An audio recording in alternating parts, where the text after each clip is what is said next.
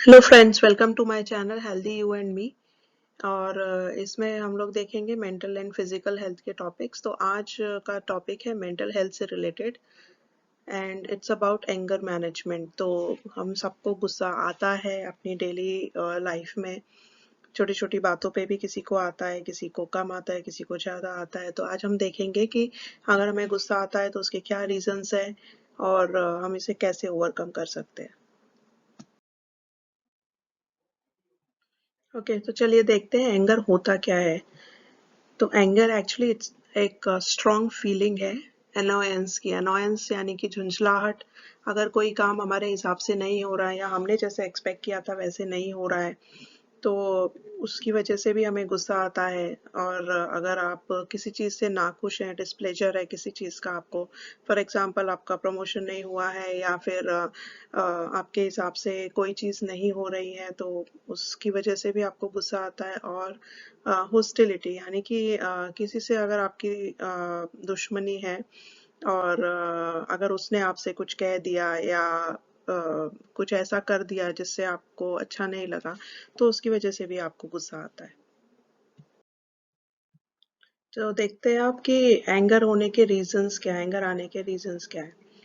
तो अगर आप चीटेड फील कर रहे हो, किसी ने आपको धोखा दिया है या कोई आपको इग्नोर कर रहा है, मतलब आप अटेंशन चाहते हैं बट आपको इग्नोरेंस मिल रहा है, या आपको किसी काम के लिए किसी ने फोर्स किया है जो आप नहीं करना चाहते, तब आपको ऐसी सिचुएशंस में गुस्सा आता है।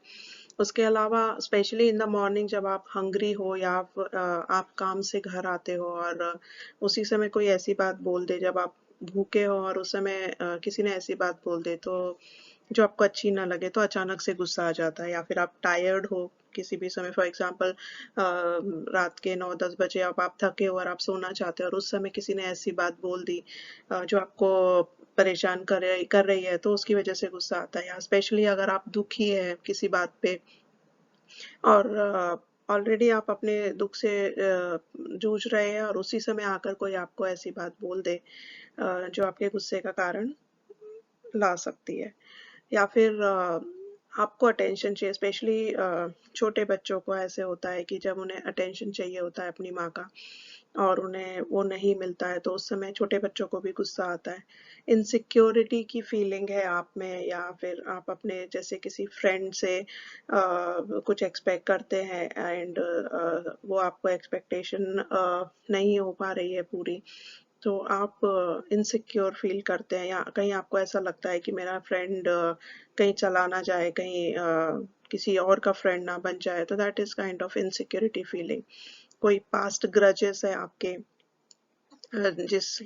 जिसकी वजह से आपको उस टाइप की सिचुएशंस पे आपको गुस्सा आता है। या फिर किसी से आपका पास्ट में कोई लड़ाई हो चुकी है और वही इंसान फिर से सामने आ जाए या वही बात फिर से सामने आ जाए, तो उससे गुस्सा आता है। फीलिंग ऑफ पावर स्नैचिंग, ये स्पेशली होता है ऑफिस या बिजनेस में, जहाँ पर लोग एक दूसरे का पावर लेने की कोशिश करते हैं या फिर पावर गेम्स होते हैं। घर में भी ऐसा होता है, स्पेशली सास बहू की लड़ाई में ये पावर स्नैचिंग का ही गेम होता है। तो इस तरह की चीज़ों पे लोगों को बहुत जल्दी गुस्सा आता है। या फिर जहाँ पर कि लोग जो आप एक्सपेक्ट करते हैं, जो कहते हैं उनसे करने के लिए, उसका एग्जैक्टली अपोजिट करते हैं, तो ऐसी सिचुएशन बहुत कॉमनली होती है और इसमें गुस्सा आना भी बहुत कॉमन है। और कुछ कोई कंटिन्यूअसली आपसे आर्ग्यूमेंट्स कर रहा है, आप जो कह रहे हो उसका बिल्कुल ही अपोजिट बोल रहा है और बहस बढ़ती चली जा रही है, तो ये गुस्सा आने का एक कारण हो सकता है। या कोई अनफेयर, कुछ चीज़ें अनफेयर हो रही हैं जो कि आपके साथ और आपको अच्छा नहीं लग रहा है, तो वो भी गुस्से में कन्वर्ट हो जाता है। तो देखते हैं हम एंगर व्हील क्या होता है। तो actually it's a circular process.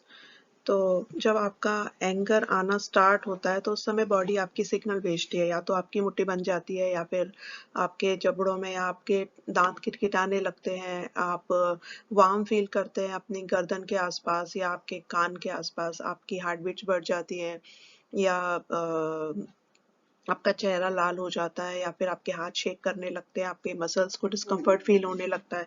तो आपको जैसे ही ऐसा कोई सिग्नल मिले तो आप समझ जाइए कि आपका गुस्सा बढ़ने वाला है और इमीडिएटली उस जगह से हट जाइए। अगर ऐसा नहीं हुआ तो आपका एंगर अपसर्ज होगा, आपकी हीट बढ़ती चली जाएगी और वो एक लेवल पे ऐसी पहुंच जाएगी कि आपका एंगर ब्लास्ट हो जाएगा। तो ये थर्ड स्टेप है जहाँ पर आप कोई फिजिकल या वर्बल एक्शन ले सकते हैं गुस्से की वजह से। Verbal action in the sense कि आपने मुंह से कुछ ऐसा बोल दिया जो सामने वाले को बुरा लग जाएगा और इसके बहुत ही गंभीर परिणाम हो सकते हैं। या फिर आपने कोई फिजिकल एक्शन ले लिया, वो तो और भी ज़्यादा खतरनाक हो सकता है। आपने किसी को फिजिकली हर्ट किया या खुद को हर्ट किया तो ये एक प्रॉब्लमेटिक सिचुएशन बन सकती है। उसके बाद जब ये आप एक्शन ले चुके हैं उसके बाद में एंगर डाउन सर्ज होना स्टार्ट होता है, तो धीरे धीरे आपका गुस्सा कम होने लग जाता है और फाइनली आपका गुस्सा टोटली खत्म हो जाता है। बट तब तक आप अपना एक्शन ले चुके होते हैं, तो फिर आपके पास सिर्फ रिग्रेट्स बचते हैं। आपको शर्म आती है आपने जो भी किया उस गुस्से में आकर। आप उसे कैसे रिपेयर कर सकते हैं आपको वो सोचना पड़ता है, आपको माफ़ी मांगनी पड़ती है या फिर आप खुद को पनिशमेंट देने के लिए भी तैयार हो जाते हैं। तो इस तरह से एंगर विल वर्क करता है। ओके, तो देखते हैं कि एंगर का इम्पैक्ट क्या हो सकता है। तो डेफिनेटली बुरा ही होगा, कुछ नुकसान ही होगा आपको। तो इसका इम्पैक्ट हो सकता है इधर आपकी पर्सनल लाइफ पे या फिर प्रोफेशनल लाइफ पे। पर्सनल लाइफ की अगर हम बात करते हैं तो या तो आपके रिलेशनशिप सफ़र होंगे, इसमें फ्रेंडशिप भी आती है, या फिर आपकी हेल्थ सफ़र होगी। अब हेल्थ एक्चुअली फिजिकल और मेंटल दोनों तरह की हो सकती है सफ़र। फिजिकल में आपको कई बीमारियां आ सकती हैं, जैसे आप ज़्यादा गुस्सा करते हो तो आपकी इम्यूनिटी पावर कम हो जाएगी, जिससे आप और बीमारियों और नई बीमारियों के शिकार जल्दी हो सकते हैं, या फिर नई तरह की कई बीमारियां आपको लग सकती हैं, जैसे ब्लड प्रेशर आपका हाई हो सकता है, फिर आपको हार्ट अटैक का खतरा हो सकता है, आपको हेडेक हो सकता है, इस तरह की बीमारियां।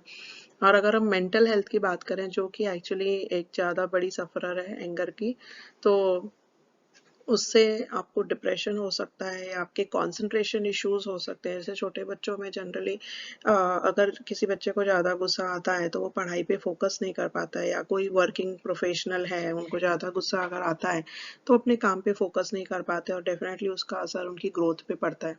फिर आप इमोशनली वीक हो सकते हैं, बार बार गुस्सा आने की वजह से आपको 10 लोगों की बातें सुननी पड़ती हैं, तो आपको अच्छा नहीं लगता और उसका इम्पैक्ट आपकी इमोशनल हेल्थ पे पड़ता है। और उसके बाद आप इनसिक्योर भी हो सकते हैं इस तरह की चीज़ों से। तो कोशिश करिए कि आप गुस्सा ना करें। और अगर हम देखें प्रोफेशनल लाइफ पे तो डेफिनेटली इसका असर आपके रिलेशनशिप्स पे भी पड़ता है, चाहे वो ऑफिस के रिलेशनशिप हो, यानी कि आपके बॉस के साथ आपका रिलेशनशिप कैसा है, आपके कलीग्स के साथ आपका रिलेशनशिप कैसा है। अगर बार बार गुस्सा आता है ऐसे रिलेशनशिप्स में तो कभी हेल्थी प्रोफेशनल लाइफ आपकी हो ही नहीं सकती। और इसका असर आपकी ग्रोथ पे भी होता है। अगर आप बॉस के साथ गुस्से में बात करते हैं या इस तरह की चीज़ें होती हैं तो कहीं ना कहीं वो आपके प्रमोशन पे और इस तरह की चीज़ों पे असर डाल सकता है। तो एंगर के बारे में बहुत सारी गलतफहमियां भी हैं, तो आज हम देखते हैं कि उसको मिसकंसेप्शंस भी बोलते हैं, तो क्या होती है वो। तो पहले तो जिसे गुस्सा बहुत आता है उसे लगता है कि it is not possible for me to control my anger, मतलब मैं अपना गुस्सा कंट्रोल कर ही नहीं सकता। लेकिन ऐसा नहीं होता है। आप बहुत सारी टेक्निक्स होती है एंगर मैनेजमेंट की, अगर आप वो फॉलो करें तो डेफिनेटली ये हेल्पफुल होगा।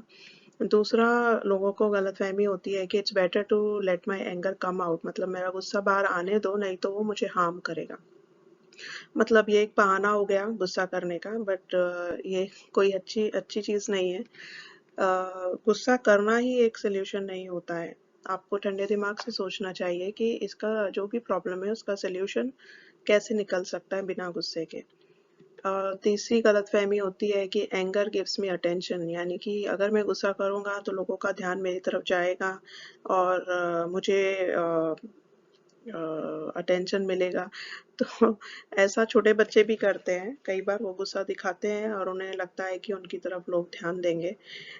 बट एक्चुअली ये कोई तरीका नहीं है अटेंशन अपनी तरफ लाने का। आप कुछ ऐसा करिए, कुछ अच्छा करिए जो ऑटोमेटिक अटेंशन आपकी तरफ आएगा। लोग सोचते हैं कि एंगर पावर देता है, बट एक्चुअली एंगर पावर नहीं देता है। एंगर आपसे सब कुछ छीन लेता है। तो ये भी एक बहुत बड़ी गलतफहमी में लोग जीते हैं। और उसके अलावा है कि लोग सोचते हैं कि मैं अपना गुस्से से अगर मैं बात करूं तो मैं लोगों से अपना काम करवा सकती हूँ। तो बिजनेस में लोग ऐसा कई बार जो ओनर्स होते हैं वो ऐसा सोचते हैं, या फिर छोटे बच्चों की मम्मी भी ऐसा सोचती है कि मैं बच्चे से अगर गुस्से से बात करूँ तो वो डर जाएगा और मेरी बात सुनेगा। लेकिन यही बात अगर उसे आप प्यार से समझाओगे, आप ट्राई करके देखिए, गुस्से वही बात आप गुस्से में बोलिए और वही बात प्यार से बोलिए। अगर आप प्यार से बोलोगे तो वो बात बच्चा बहुत अच्छे से समझेगा और जल्दी फॉलो करेगा।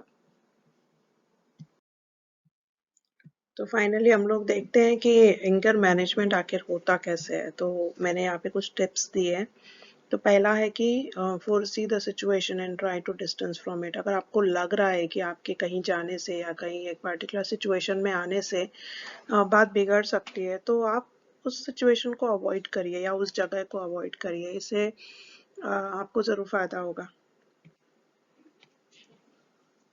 आपको कुछ चीज़ों को इग्नोर करना सीखना पड़ेगा। ज़रूरी नहीं है कि हर चीज़ का जवाब दिया जाए, या ज़रूरी नहीं है कि हर बहस में बोला जाए। और अगर आप उस बहस में नहीं बोलेंगे, आप उस चीज़ का जवाब नहीं देंगे, तो आपकी वैल्यू कम हो जाएगी, या ऐसा कुछ नहीं होता है। हमें कुछ चीज़ों को इग्नोर करना सीखना पड़ता है। हमें एक आदत बनानी होगी फॉरगिव एंड फॉरगेट करने की। आप पास्ट ग्रजेस को होल्ड मत करिए। अगर किसी से कुछ लड़ाई हुई है या किसी ने आपका दिल दुखाया है, तो आप उसे भूल जाइए, आप उसे माफ कर दीजिए। उससे क्या होगा कि आपको आगे बढ़ने में बहुत आसानी होगी। और कभी वो इंसान आपको आगे मिलता है तो क्योंकि आप पास्ट भूल चुके हैं तो आपको गुस्सा भी नहीं आएगा। आप रेस्पॉन्स देने में डिले करिए। फॉर एग्जांपल अगर आपको कोई मैसेज आता है, किसी का एसएमएस आता है या व्हाट्सएप पे कोई आपको मैसेज भेजता है, और उसको देखकर इमीडिएटली आपको गुस्सा आता है और इमीडिएटली आप रिप्लाई करते हो, तो उससे क्या होता है कि बात बिगड़ जाती है। फिर अगर आप वही रिप्लाई अगर 10 मिनट बात करते तो शायद आप बेटर रिप्लाई करते और इतनी बात नहीं बिगड़ती। तो आप हमेशा अपना रेस्पॉन्स डिले करिए, या फिर कोई मेल भी हो सकता है, या किसी पर्टिकुलर किसी इंसान ने कुछ बोला और इमीडिएटली आपको रिप्लाई करने की ज़रूरत नहीं है। आप थोड़ा सोच समझ के रिप्लाई कर सकते हैं। आपके कोई भी इश्यूज़ जो भी हुए हैं, जैसे हस्बैंड वाइफ है, उनमें कोई अगर इश्यूज़ है, तो जभी भी आप फ़ील करें कि आप दोनों कंफर्टेबल है बात करने के लिए, तो उस समय आप बात करिए और अपने इश्यूज़ सॉर्ट आउट करिए। अगर आप गुस्से में वही इश्यू सॉर्ट आउट करोगे तो बात बिगड़ जाएगी। आपको एक एक्सरसाइज कर सकते हैं आप अपने पास्ट पैटर्न को नोटिस कर सकते हैं कि मुझे कब-कब, किन-किन बातों में पास्ट पर गुस्सा आया। पर्टिकुलरली किसी एक ही चीज़ पे अगर आपका फोकस जा रहा है उस एनालिसिस में, तो आपको उस पर्टिकुलर चीज़ पे ध्यान देना पड़ेगा आगे इन फ्यूचर। और ये आपको ज़रूर हेल्प करेगा। आप एक टेबल बना सकते हैं जिसमें लिख सकते हैं कौन सी सिचुएशन पे गुस्सा आया, कौन सी सिचुएशन पे आपने कैसे रिएक्ट किया था और उसका क्या रिजल्ट निकला था और उससे आपको क्या नुकसान हुआ। इस तरह का आप एक टेबल बनाकर एनालिसिस कर सकते हैं। आप ये एक स्पेशल पॉइंट है जहाँ पर कि आप अपना व्यू कभी भी कहीं भी देते हैं, तो आप एक राइट वे फाइंड आउट करिए। क्योंकि कई बार क्या होता है कि आप राइट होते हैं लेकिन आपका जो तरीका आपने अप्लाई किया है दैट इज रॉन्ग, तो लोग बुरा मान जाते हैं या फिर गुस्सा हो जाते हैं आपसे। तो या इसी तरह मतलब कोई भी जो इस तरह की चीजें होती हैं वो गुस्सा दिलाने में बहुत जल्दी काम करती हैं। तो ये एक चीज आप ध्यान रखिए। आप हमेशा अच्छे लोगों की, पीसफुल लोगों की कंपनी में रहने की कोशिश करें। अगर आपके ऐसे फ्रेंड्स हैं या रिलेटिव्स हैं जो हमेशा हंसी मजाक करते रहते हैं या खुश रहते हैं, तो ऐसे लोगों के साथ आप रहोगे तो आपको अच्छा लगेगा। और अगर आप ऐसे लोगों के साथ रहते हो जो हमेशा गुस्से में रहते हैं, तो आप भी गुस्से वाले बन जाओगे। आप अपना एक्सपेक्टेशंस कम करने की कोशिश कीजिए किसी से भी, चाहे वो फैमिली हो, रिलेटिव्स हो, या फिर आपके प्रोफेशन में, बिजनेस में या सर्विस में ऐसे लोग हैं। अगर आप एक्सपेक्टेशंस करते रहेंगे और वो आपके पूरे नहीं होंगे, आज की दुनिया में एक्सपेक्टेशन करना इज नॉट गुड। तो आप एक मिनिमम एक्सपेक्टेशंस रखिए और वो ज़रूर पूरे होंगे। अगर नहीं भी होते हैं तो you should understand the situation of सामने वाले का क्या सिचुएशन चल रहा है। आप जंप मत करिए कंक्लूजन्स पे कि कोई बात आपने पूरी नहीं सुनी है और आप या फिर कोई बात आपको पूरी नहीं पता और आपने बिना पूरी बात जाने कंक्लूजन निकाल लिया। तो इस तरह की चीज़ें भी ठीक नहीं रहती है और इससे मिसकम्युनिकेशन होता है और फिर धीरे-धीरे वो गुस्से में कन्वर्ट हो जाता है। हमेशा बोलने से पहले सोचिए अगर पॉसिबल हो। I know sometimes it's not possible, but whenever it is possible आप सोचिए फिर बोलिए। और जो लोग बहुत ज़्यादा बोलते हैं उनको स्पेशली काफ़ी प्रॉब्लम झेलनी पड़ती है, तो over speaking actually it's a big problem. और फाइनली कुछ सॉफ्ट सॉल्यूशंस हैं एंगर मैनेजमेंट के, जैसे कि आप अपना हॉबी परस्यू कर सकते हैं। आपको जो भी शौक है आप उस पे अपना ध्यान लगाइए, आप एक्सरसाइज करिए, फिजिकली फिट रखिए अपने बॉडी और हेल्थ माइंड को। और जब भी आपको गुस्सा आए आप डीप ब्रीथिंग कर सकते हैं, आप म्यूजिक सुन सकते हैं, काउंटिंग कर सकते हैं। इस तरह की जो सॉफ्ट ट्रिप्स टिप्स है आप उनको फॉलो करिए, डेफिनेटली आपको फायदा होगा। आप लोग एक बार ये डिस्क्लेमर देख लीजिए।